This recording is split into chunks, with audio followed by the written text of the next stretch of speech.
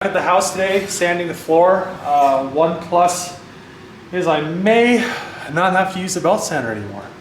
So last night when I picked up the couplers for the SC, something else came in the mail, and it was kind of awesome because it was the sanding pads. So I have a box of these sanding pads for my floor sander buffer thing, and I did like a little test over here, and it seems that they cut very nice. So if it actually keeps doing as well as it is, I might be able to get all the oak done today, which would be really nice. Maybe even some of the pine. I'm not gonna get that far ahead of myself. We'll see how it does this little area right here. But with new discs, I had like an old disc on there before, I tried it. It didn't work really that well. So I'm kind of glad that so far it seems like it's doing a little bit better than it was before. Okay, so I got half the living room complete, which is actually pretty good. So I mean, the orbital sander slash buffer, it works pretty good. When you put a new pad on it, it definitely cuts really harsh. But I mean, I don't know how the people that are the stores and stuff do that all day long, because I don't know, maybe when you're buffing a floor it's less effort, but I mean that just tries to whip you around. So I mean it gives you a good it probably gives you arm pump when you're doing dirt bikes and stuff. So I mean I've said so for a couple times now, but yeah, this is all done. The good thing about that is it kind of evens everything out color-wise. It looks really nice. It's all dusty right now. As you can see, it's really dusty in here because that doesn't have a filter and it just kicks up the dust. I need to do in here. I was almost thinking of trying to do it all with that, but I wonder, can you guys see the dust in that? Yeah, there's a bunch of dust in the sunlight. But I was almost thinking about doing everything in here with that. I think it would go a lot, I don't know, it would almost go a lot quicker, but it almost goes faster with just pre-sanding it a little bit more, then hitting it with the orbital, and then if there's any scratches or something, to take them out with the Makita. But this Hitachi, if you're gonna buy a belt sander, don't buy that, because all it does is put grooves in everything. I don't know why, but the Makita pretty much just levels this stuff out nice. But the Hitachi just makes me have more work to do, because it doesn't even, it cuts decent, but the Makita cuts decent too. It just, I need to take it back because it's just kind of a piece of crap. So don't buy a Hitachi. If you're gonna buy one, probably buy a Makita. I don't know why the Hitachi puts grooves in stuff, but if you're doing any kind of wood project with a belt sander, don't buy Hitachi, buy Makita. So yeah, you can see the floor looks really nice and smooth, even though it's dusty. That thing really helps with the whole smoothing out process. So I need to go vacuum out the juke and do some stuff to it. Maybe, I don't know, another lady, maybe it might be the same lady that called me before, wants to check it out today. So I'm probably gonna leave here at 4. It's 3 now, so that'll give me a good 2 hours. I told her I could meet her at 6. Yeah, it's 3:33, so I have half an hour to do some more sanding and stuff. But yeah, I want to definitely vacuum it out. I don't like showing cars that are dirty, because you never are able to sell them because they're dirty. So and I don't even know why people take cars and show them to people when they're dirty, because it's just why are you showing me this dirty car? I expect to have a clean car. So if I sell the Juke, which would be, I don't know, it'd be nice. I really like the car, even though a lot of people have hate for them.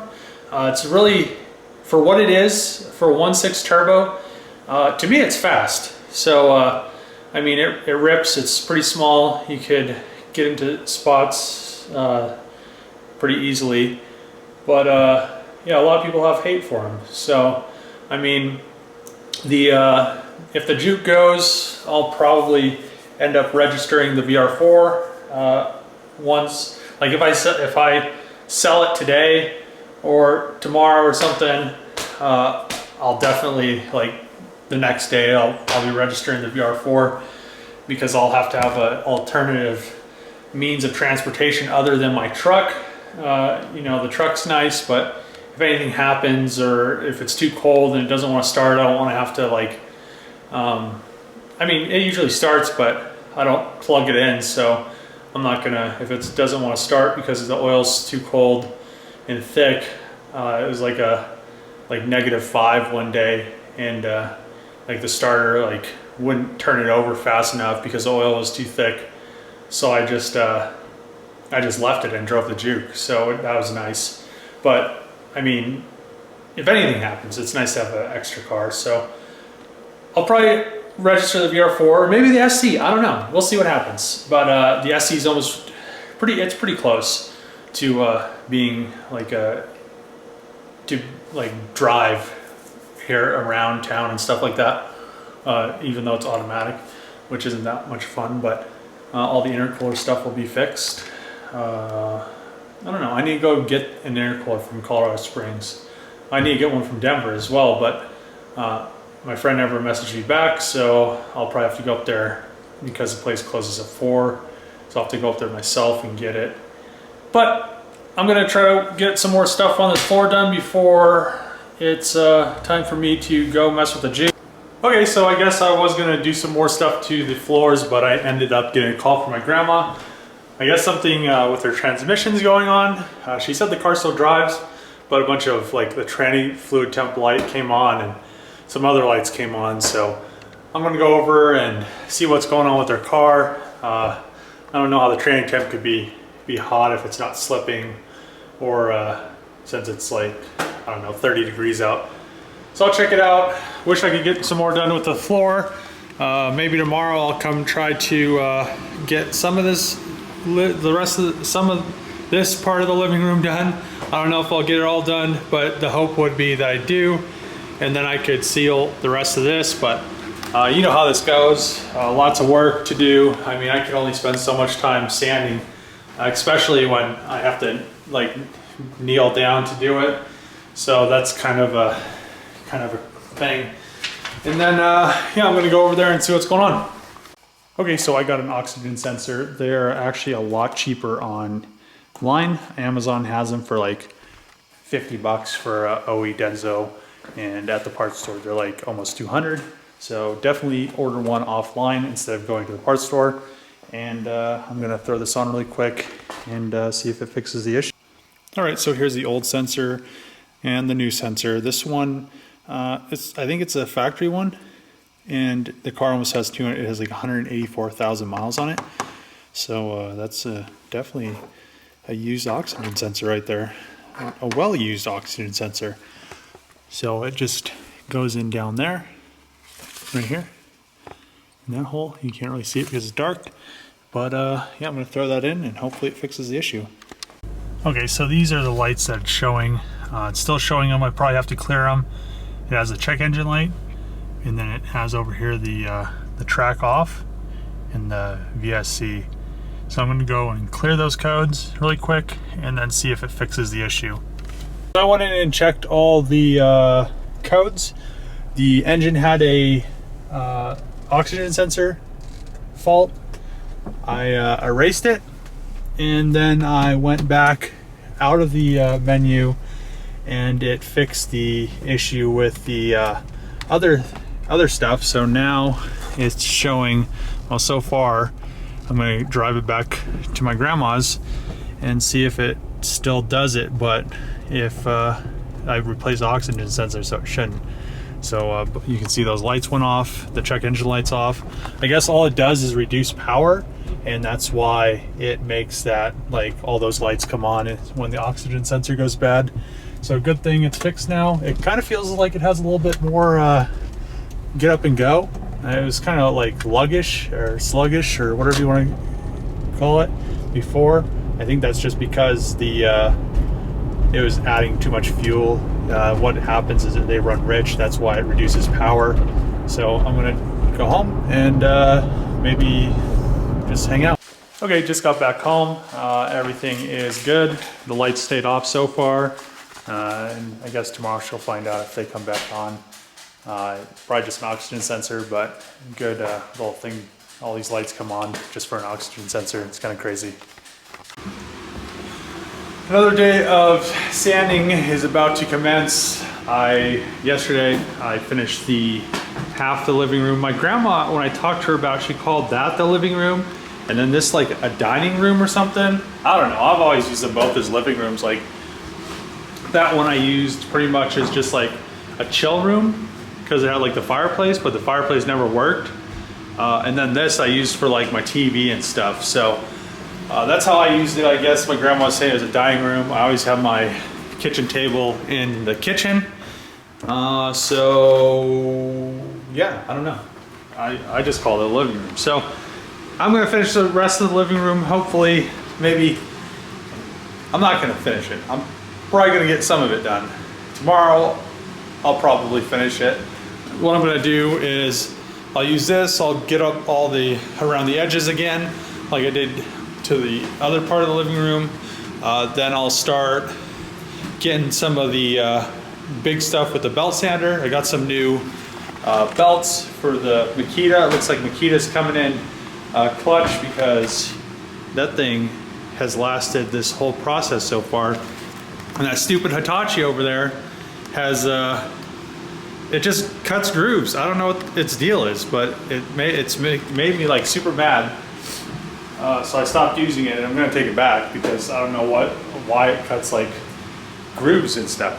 I mean, you could like have a perfectly flat piece of wood and like just try to sand it, and it like cuts 2 grooves on each side of it. So I don't know what the deal is. But this thing is kind of, I'm glad I got that from that auction for 50 bucks. Well, I got like 4 of them for 55 bucks or something. All I had to do was order some sanding discs. So I have those right now. They're 80 to do this, and then I have 121s that I'm gonna do once, like the office over there, once it's all the whole floor sealed. I'll hit it with the 120 discs. You put like almost like when you buff a car, there's like an interface pad. So there's no like, it's not cutting really. It's just kind of smoothing a little bit. So I'll just go over the floor really quick with that in the interface pad on with 120 once it's all done. It should go really fast. This is taking a while, but that should definitely, because I'm not really cutting anything, I'm just kind of roughing it up and like smoothing the sealer out. But yeah, I'm pretty impressed with the results so far. I want to definitely get it done. This has gone on a lot longer than I expected. I mean, it's the first time I've ever done anything with redoing floors or, you know, stuff like that, but it's definitely a process. So if you're gonna do them yourself, expect it to take a little bit, especially if you can only do it on the weekends. I mean, if you have like 2 people or something, it'll probably go a lot faster. It's just myself doing all this. But I mean, if you plan on redoing your hardwood floors, you probably could get away with doing them with a belt sander. I really think like if you took your time, you could use a belt sander to redo your hardwood floors, because that's pretty much what I'm doing. Well, I mean, I cut it down. I cut the big stuff down with the floor sander, but you could technically do that with a belt sander. So I don't know. I think like if you wanted to do your hardwood floors, and even if you had like a small, like this is like 1,500 square feet, I think. Like it's like 1,000 to 1,500 square feet of hardwood floors I'm like refinishing. But I mean, if you had a smaller area, maybe like the size of this room or the office or something, and you just wanted like your floors to look nice, you probably could do it with a belt sander. Just like get some I think they have 50 grit, 80 grit, and 120 grit, and you'd be golden. You could probably do it in a weekend with like 2 people if you had 2 belt sanders. I know like it'd be better to use larger equipment. It goes quicker, but I mean, if that's what you have, I mean, with what you pay to rent a tool. So what I paid, it was like 50 bucks a day. I rented it like, I don't know, 3 times or something like that. 150 bucks, you could buy a belt sander right there. And then sandpaper, well, sandpaper wasn't included, it was like $2 a sheet, but I mean, this sandpaper I've been using, I used, I think, I used pretty much 1 belt to pretty much, I'm not really cutting anything down, I'm just kind of, well, I'm cutting some scratches and stuff out of it, but I'm not really cutting, I don't know, it's kind of cutting, it leaves dust, so. But yeah, one belt did a whole room. So, and then I have this disc. I mean, if you wanted to rent one of these after and kind of smooth it out, the great thing about this is it kind of, when you go over something, if it's not smooth, see how you can see like there's like the dust circles. It's like a dust circle. If it's not smooth, you'll see like, there'll be like a little like pocket of dust on the floor, which was, I didn't know it would do that. And when it did it the first time, I was like, oh, well, there we go. And I sanded it down and then it was smooth. So yeah, I'm gonna definitely get back to finishing these floors, and hopefully I can get them done soon, because I'm really tired of doing them. I just want them to be done. I want to do car stuff.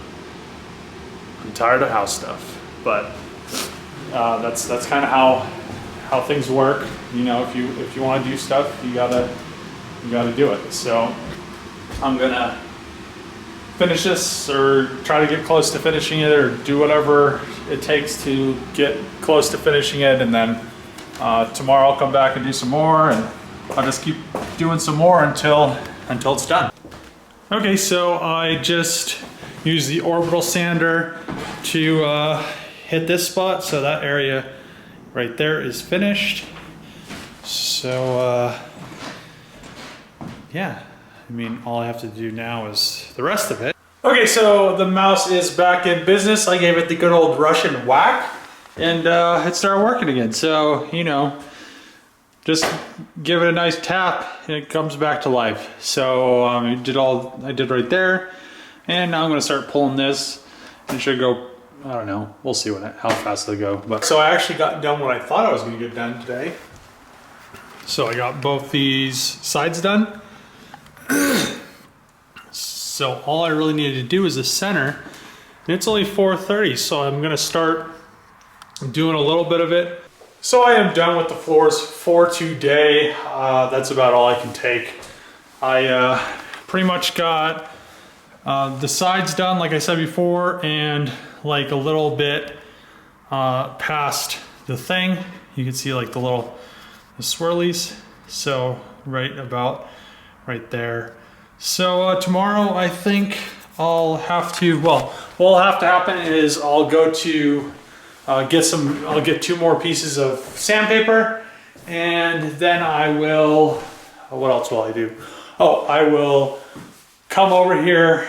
I need some wood glue as well.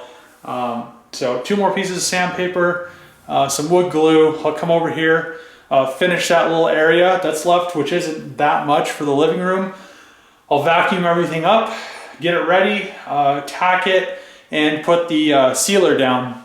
So it'll look like the office, so it'll be like almost a semi-gloss.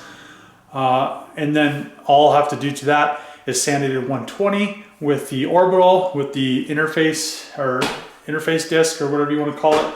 And so all the oak will be done. So then all that's left is the bedrooms in the hallway, the 2 closets, which I don't think will be that big of a deal. We'll see when I get to it. I've said that before, but hopefully it's not that big of a deal. I'm glad this is close to done. Tomorrow I should be done with all the oak, which is 1 step closer to being done with the floors.